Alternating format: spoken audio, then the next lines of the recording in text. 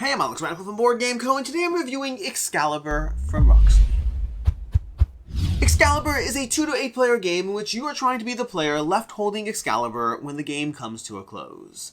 Before we dive into the game, this channel is sponsored by Allplay, more about them at the end of the video.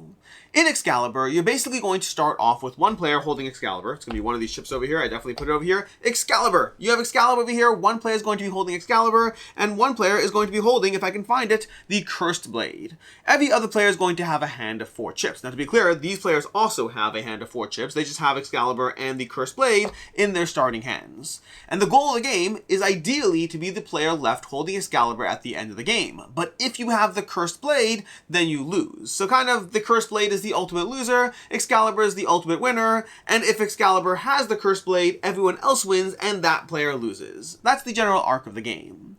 In the game, what you're going to do is every single round, you're going to look at your hand of chips, and you're going to select one chip, they all have abilities in them, and you're going to place it face down on the table in front of you.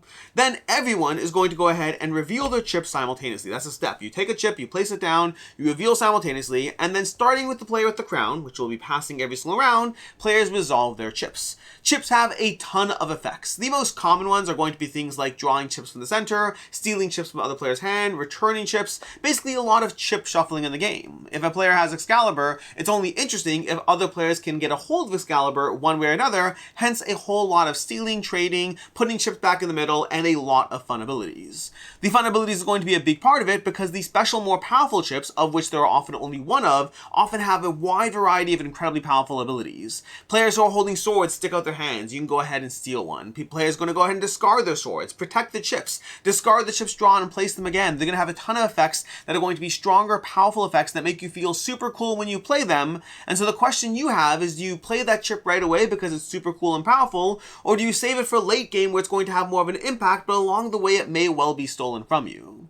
The general arc of the game is players are playing a chip, resolving the chip, then at the beginning of the next round, they're going to draw back up to 4 chips if they have less than few chips. You might have more than that, in which case great, but if you have fewer than 4 chips, draw back up to 4, and then when any one of these sectors of Avalon over here is emptied, if a single sector is emptied, that's going to trigger the end of the game, at which point players are going to finish the round, and whoever is left holding Excalibur wins the game. See all the previous notes and asterisks around how they can possibly lose the game as well.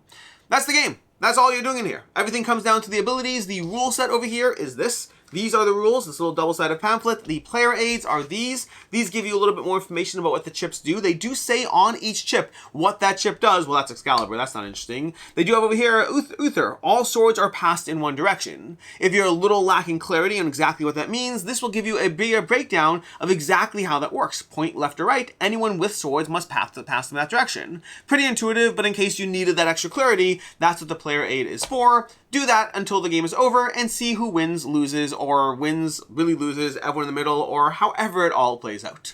With that, let's go ahead and dive into my review of what I like, don't like, and can see others not liking about Excalibur. And this is a weird one for me. This entire game could be a conversation as to what makes a good game, and I'll get into all of that, but let's start off with the things I like about the game. The production is great, and I'll note, this is the retail version of the game. This isn't even the super deluxe version with either the wooden swords or the metal swords or the plastic bits. These are just chunky cardboard tokens over here. I will note the game does include extra copies of Excalibur and the Cursed Blade in case these find too much wear and tear over time. They don't replace every token, but at least those two that are super important to be distinct, there are extra copies in case they are standing out, as they will be the ones handed the most in the game. So that's a nice little quality of life bonus over there if you're playing this that much, or just that heavy on your game. But again, general production, the artwork is fantastic, which I expect from Roxy at this point. The production, these are very, very thick tokens. The swords are nice. Again, this is the basic version of the game. There are various versions. I think there's 3 different versions, if I'm not mistaken, of this. The others are even more over the top, but the basic version is already a very solid production. The theme is great. It works well with what the game is doing, and the biggest thing I can say in the game's favor is it's just fun. It is one of those games where you go ahead and do things. I will have a bunch of critiques shortly, but the experience I have is fun. The experience I have is a lot of playing chips, activating their abilities, passing the sword around. You have those moments of, I just stole the sword from you, someone someone just stole the sword from me. Look at this really cool ability that I just played. Look at this cool ability I was holding on to. Or sometimes there's those clever moments of those mind games. I remember one of my favorite games of Excalibur I ever played had me had the Excalibur in my hand, and it had me return a chip to the center, and so I buried Excalibur in the center, simply keeping my eye on it, because players are so involved of having the swords in their hand that no one thought that happened. And so the entire game, players were hunting for the swords before finally, right close to the end of the game, I managed to snatch it back up from the center, which was amazing, and then someone stole it from me, which is a little less amazing. But story-wise, it was great. I just hoped no one would take that exact chip, and I kept an eye on it in case someone did. You can do fun things like that as you play, but ultimately, every single time I have played this game, I have been surprised by how much I enjoyed it, given the gameplay mechanics. Which is where I get into the things I don't like about the game, which is, aside from the fun of playing, which ultimately is what makes a good game, I think, but aside from the experience I'm having, I don't think this is, mechanically speaking, a good game, which is why I mentioned this could be an entire conversation as to what makes a good game or not a good game. I think, objectively speaking, this is not a great game. It's a game which you basically do a bunch of abilities with minimal control over those abilities. If you play an ability too early because it's a great ability and it's really powerful, it has no impact because swords are changing hands throughout the entire game. If you hold on to that ability, you might lose the ability anyway, so what was the point of holding on to it? But only the last few turns of the game really matter, and arguably only the very last turn of the game matters. As much as I have had fun every single time I played this game, it's also a game where even as I had fun, very often the last turn is kind of the thing that decided everything, as someone made everyone discard their swords to the middle, as someone stole a chip